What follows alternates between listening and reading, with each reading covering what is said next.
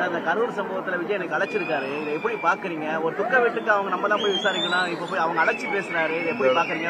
இது ஒரு விமர்சனமே வந்திருக்கு. உங்க பார்வையில எப்படி பாக்குறீங்க? இப்போ இந்த நேரத்தில் இந்த இடத்துல அதை சொல்லணுமாங்கிறது வேற விஷயம் இருந்தா கூட 41 உயிர்களுக்கும் பாதுகாப்பு இல்லை. விஜயுடைய உயிருக்கு பாதுகாப்பு அங்கே இருக்குமாங்கிற சந்தேகம் இருக்கு எல்லாரும் மனதிலையும். ஏன்னா அவர் போனா அவருடைய உயிருக்கே ஆபத்து ஏற்படலாம். அதனால ஒருவேளை அப்படி ஒரு பயத்தில் இருந்திருக்கலாம். உங்களோட ரொம்ப இணக்கமா பயணிச்ச முன்னாள் முதல்வர் ஓ பன்னீர்செல்வம் வந்து இப்ப வந்து சொல்லியிருக்காங்க, திமுக மீண்டும் ஆட்சி அமைப்பதற்கு வாய்ப்பு இருக்கு, பல கட்சிகள் சிதறி கிடப்பதால் அப்படின்னு சொல்லியிருக்காங்க. சுதந்திர இந்தியாவில் ஒவ்வொருத்தருக்கும் கருத்து சொல்வதற்கு வாய்ப்பு இருக்குது.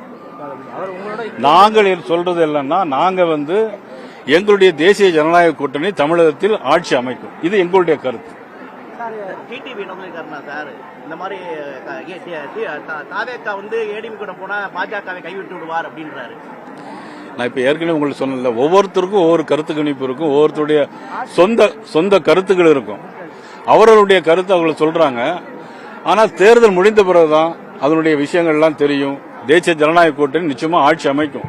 இன்னைக்கு திராவிட முன்னேற்ற கழக அரசு எவ்வளவு மக்கள் விரோத அரசா இருக்குது. கரூர்ல 41 பேர் இறந்து போயிட்டாங்க. கள்ளக்குறிச்சியில் 65 பேர் கள்ளச்சாராயம் குடித்து இறந்து போயிட்டாங்க.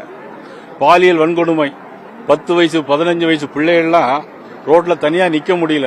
யாருடைய ஆட்சி? திராவிட முன்னேற்ற கழகத்தினுடைய ஆட்சி. யார் முதலமைச்சர்?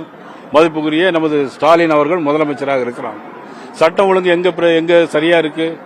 எல்லா போலீஸ் நிலையத்திலையும் வெடிகுண்டு, பெட்ரோல் குண்டு வீசுறாங்க. எங்க நல்ல நிகழ்வுகள் நடைபெறுகிறது?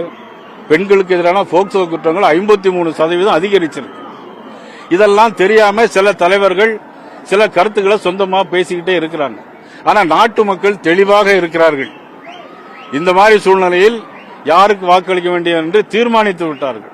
இன்னைக்கு மாமன்னர்களுடைய பூமி சிவகங்கை சீமையிலிருந்து சொல்கிறேன், தேசிய ஜனநாயக கூட்டணி உறுதியாக ஆட்சி அமைக்கும்.